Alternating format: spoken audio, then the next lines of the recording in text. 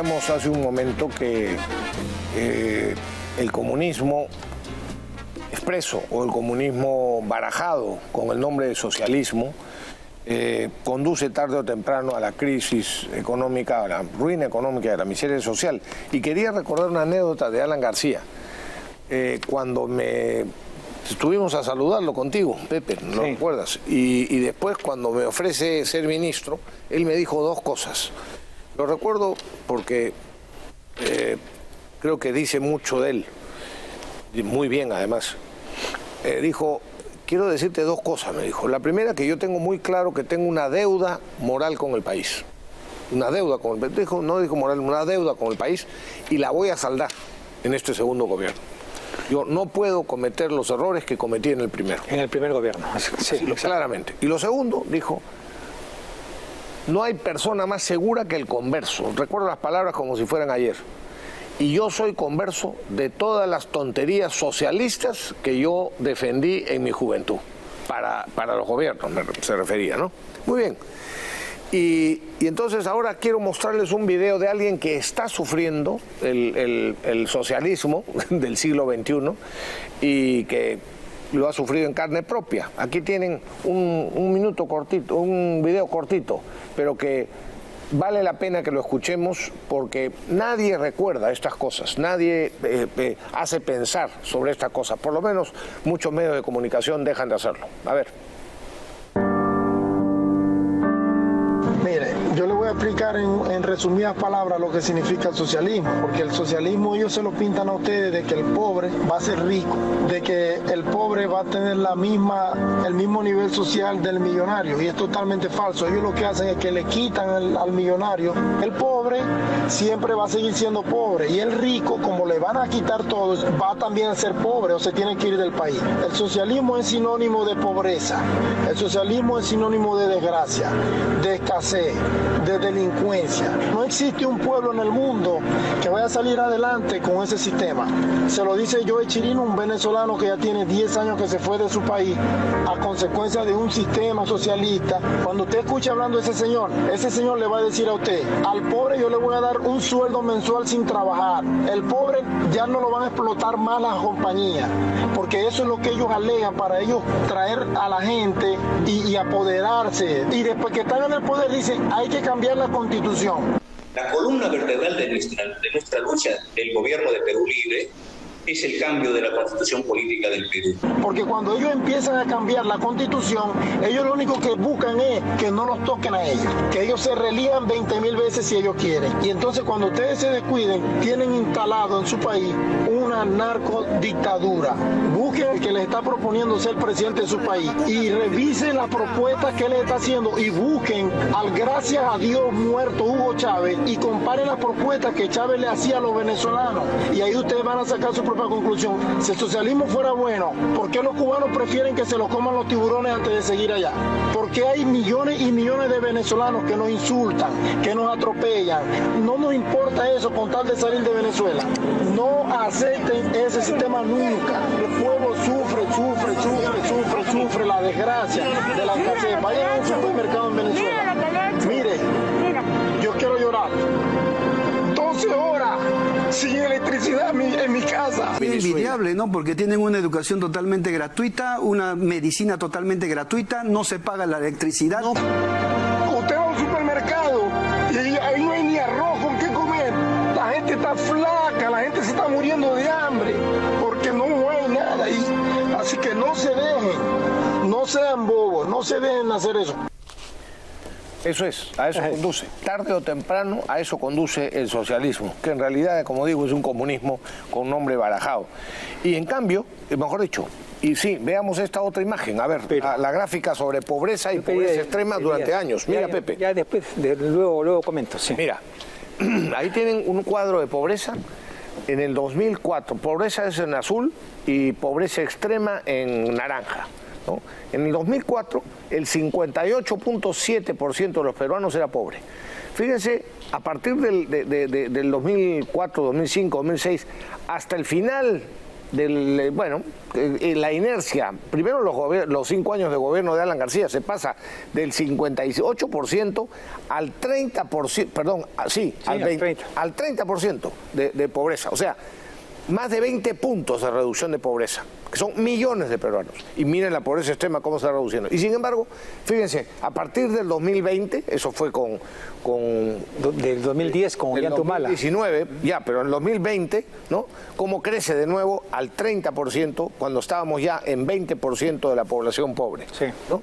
Y por supuesto la pobreza extrema, que estaba en 2.9, ha subido a 5.1. Entonces, a eso irremediablemente conducen las políticas supuestamente en beneficio de los pobres. Y ustedes han escuchado en el video anterior las palabras cínicas de alguien que puede ser denominado, al menos se sospecha que es un agente cubano, ¿no?, infiltrado en el Perú, el señor Cerrón, ¿no?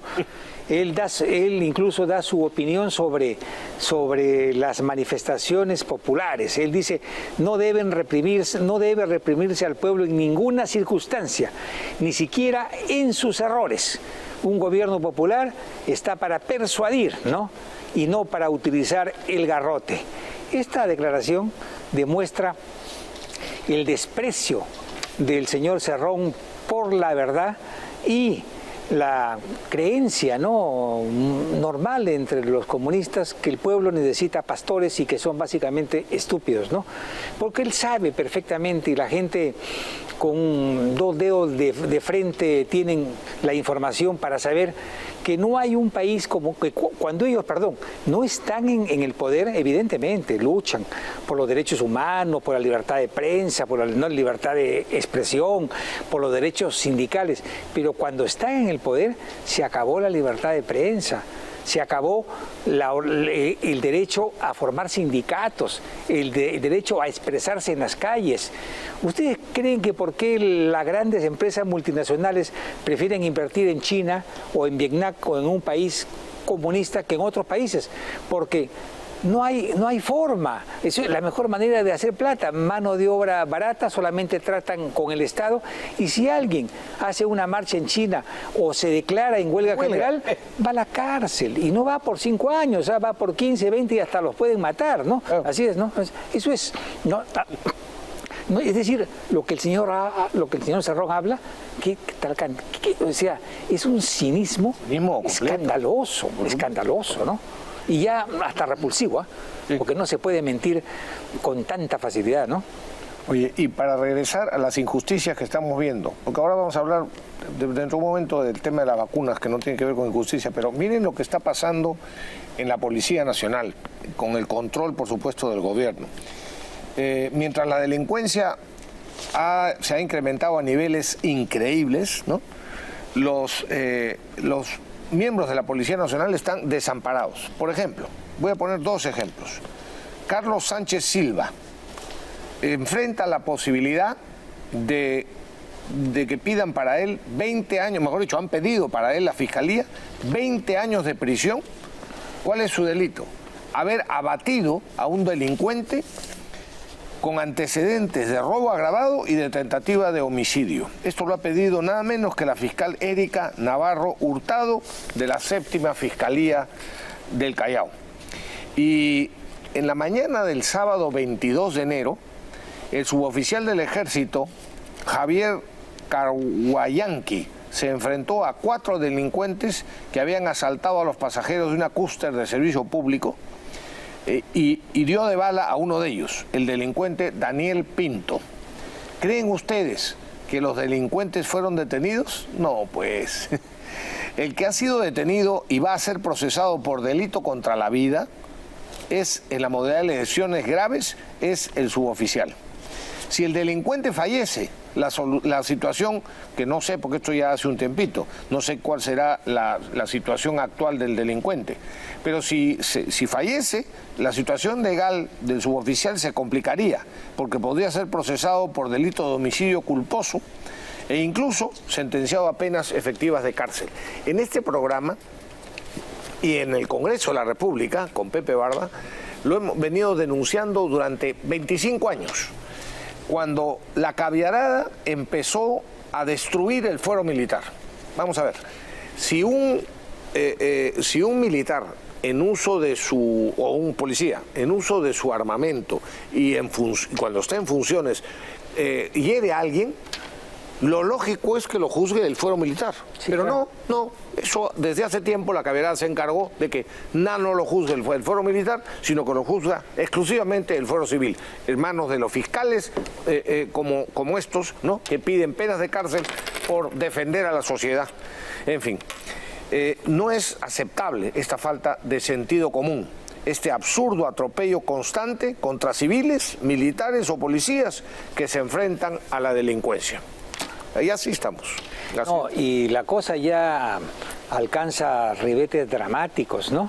Porque, por ejemplo, en Trujillo capturan a 2 policías que estaban chantajeando a una familia, les exigían el pago de 30.000 soles a cambio de no acabar con su vida y la de sus familiares. Policías, ¿ah? Policías. Alguna vez el general Miyachiro dijo que en su concepto, tanto así como el 40% de la Policía Nacional era corrupta. Si esta información del general Miyachiro pudiese corroborarse, evidentemente los ciudadanos no solamente tienen que preocuparse de la delincuencia común, sino también de la delincuencia policial, ¿no? Este es un tema bien delicado, que en algún momento debería ser tomado en serio, ¿no?, por las instituciones representativas del país, como el Congreso de la República, ¿no? Yo, 2 historias chiquitas, personales. En México, estábamos en Cuernavaca y de repente un patrullero, policías bajaron, manos arriba, ¿no? Todos manos arriba, ¿no? Sacaron $100 por cabeza, no más, no más, $100 por cabeza, muy bien, ¿no? Y se fueron. Esa era la policía mexicana hace 30 años, ¿no? En las calles asaltaban sin asco a la gente, ¿no? Luego, la buena experiencia, España, Madrid, caminando, buscando una librería, hablo con un policía y le digo, ¿dónde queda esto? Y me dice, está usted lejos, me dice, sígame, ¿no? Y yo lo sigo.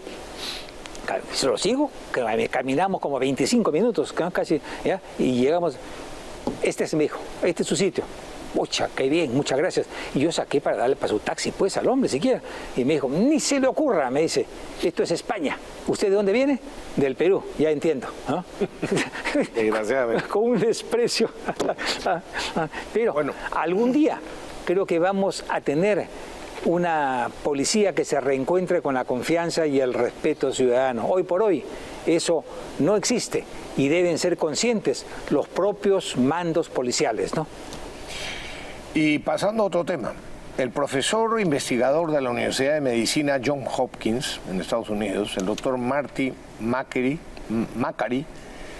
ha declarado hace poco a una serie de medios y en la práctica lo que viene a decir es lo que hay hoy es una pandemia de locura fomentada por distintos actores, medios de comunicación, algunos médicos y por supuesto gobiernos.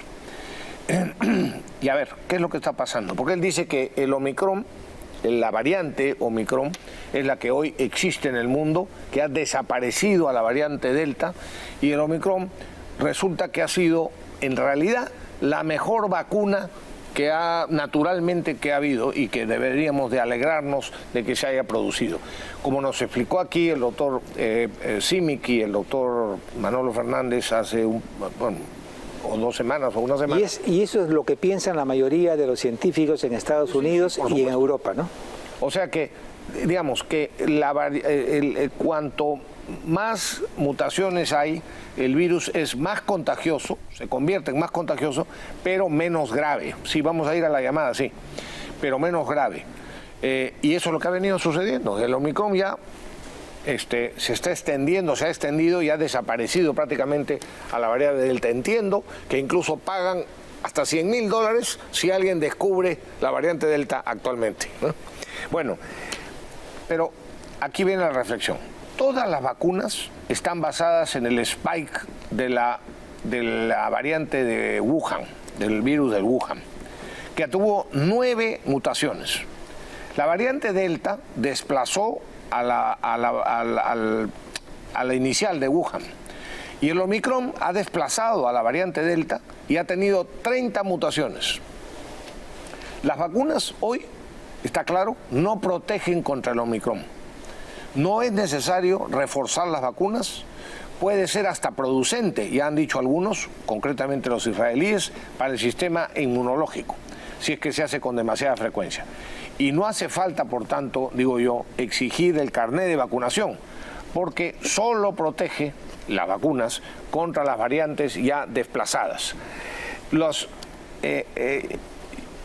Algunos incluso insisten, y no deja de ser una reflexión. Yo estoy vacunado con dos vacunas de Pfizer, pero no deja de tener sentido lo que ya están diciendo algunos investigadores y científicos. Resulta que países que hoy están desestimando por completo las medidas obligatorias, ¿no? Porque sí, Gran Bretaña, por ejemplo, Israel, por supuesto, diversos países, Finlandia, ¿no? Que han dado ya por finalizado el tema, han dicho ya que se contagie a todo el mundo por último, porque no pasa nada con el Omicron. Sin embargo, coincide que son los países que más vacunas tuvieron. Es cierto, y eso también lo dicen las estadísticas actuales, si no están mintiendo, que la gente que va al hospital por la variante Omicron, digamos que requiere atención en hospital, el gran porcentaje son que no están vacunados. O sea que por lo menos eso es lo que está sucediendo. Pero, por otro lado, también es verdad que coincide en que los países que más rápido se vacunaron y que más vacunas han puesto y que más refuerzos han puesto son los que han tenido, hasta hace poco, un montón de contagios. Yo quiero consultarle, no sé si tenemos en línea al doctor Fernández ya. ¿Lo tenemos en línea? A ver, Manolo, buenas noches. Buenas noches, ¿qué tal, Rafael? ¿Qué tal, Manolo? ¿Cómo estás? ¿Cómo estás, Pepe? ¿Cómo estás? Un gusto saludaros. Quería que nos confirmaras, porque le explicaste aquí en el programa hace unos días, un par de semanas o una semana, acerca de esto que acabo de comentar. No sé si me has escuchado. El tema de... Sí, A ver, ¿cuál es tu opinión? Sí, te he escuchado. Tú lo has explicado muy claramente, y esto es totalmente cierto, que la variante Omicron tiene más de 30 mutaciones, y las vacunas que hoy en día se están utilizando para proteger a todas las personas contra el COVID-19 solo sirven para proteger a la cepa Wuhan y a la variante Delta. Pero estos virus ya han sido desplazados por Omicron. Por lo tanto, las vacunas ya son obsoletas prácticamente. No funcionan contra Omicron por la gran mutación que tiene esto en la espiga. Y es así que ha quedado demostrado que los vacunados con 2, 3 dosis y hasta 4 dosis de las vacunas comúnmente utilizadas han sufrido de Omicron. Entonces, no es necesario vacunar a los niños, porque estas vacunas, pues muy bien se sabe que pueden producir endocarditis o pericarditis. Y estos casos, ¿para qué arriesgar a los niños a que puedan sufrir estos cuadros secundarios ocasionados por las vacunas? Por lo tanto, no es necesario vacunar a los niños. Se debería quitar la vacuna y también así eliminar el uso de los carnets. Sí, ¿para qué necesito un carnet con una vacuna que me va a proteger contra Wuhan o Delta si lo que hay es Omicron y las vacunas no funcionan contra Omicron? Entonces, ya no es necesario el uso de los carnets. Se está, yo pienso, abusando con esto, y hay que proteger a los niños. Es muy importante esta recomendación, porque ya en Inglaterra, Estados Unidos y el mismo CDC ha recomendado no vacunar a los niños. Bueno, ojalá que nos escuchen, que escuchen a los científicos en el mundo y que no sigamos con las exigencias con las que este gobierno sigue procediendo. Manolo, no sé si tienes algo más que agregar. Muchísimas gracias. Bueno, yo lo que quiero es alertar a la población del Perú de que no vacunen a los niños y bueno, los adultos tampoco deberían vacunarse porque no van a ser protegidos contra Omicron. Omicron sigue avanzando y haciendo su labor de vacunación pues a natural. Gracias. Gracias a ti. Gracias, Manolo. Buenas noches. Buenas noches. Sí. Bueno, ahora yo no quisiera que esto se confunda, ¿no? No estamos diciendo, yo al menos, que no se vacunen, ¿no? No, claro. O sea, si seguimos las directivas, no sé por qué, pero hay que seguirlas, porque aquí, ¿saben qué pasa? En el Perú no hay una sala situacional o un cuarto de guerra donde se reúnen científicos que analizan las condiciones peculiares del virus en nuestro país e incluso se discuten con la Organización Mundial de la Salud. Eso no hay en el Perú. Aquí la gente simplemente, cómodamente dice, ¿qué dice la Organización Mundial de la Salud? La Organización dice esto, equivocado o no, lo siguen al pie de la letra. La Organización Mundial de la Salud por ahora dice que las vacunas son importantes y que sí previenen el virus, ¿no? Y entonces el Ministerio de Salud dice, impleméntese. Y así se libran de toda responsabilidad, porque después, Rafael, vienen acusaciones de padres de familia que hicieron caso a esto, niños que pudieron morir de otra cosa y no por esto, ¿no? Y comienzan a establecer responsabilidades, ¿no? Entonces, es una vaina comprarse líos de esta magnitud por un tema burocrático, ¿no? Sí, totalmente. Bueno, pero en cualquier caso, nos corresponde, porque esto no se ve normalmente, no se dice normalmente en los medios. No, pues no se dice, claro, no se dice. Dar las opiniones de diferentes puntos de vista. ¿Tenemos que ir a un corte? Vamos. Sí, yo por si acaso me puse las 3 vacunas, Carechi, ya estoy, historia concluida. 2 nomás.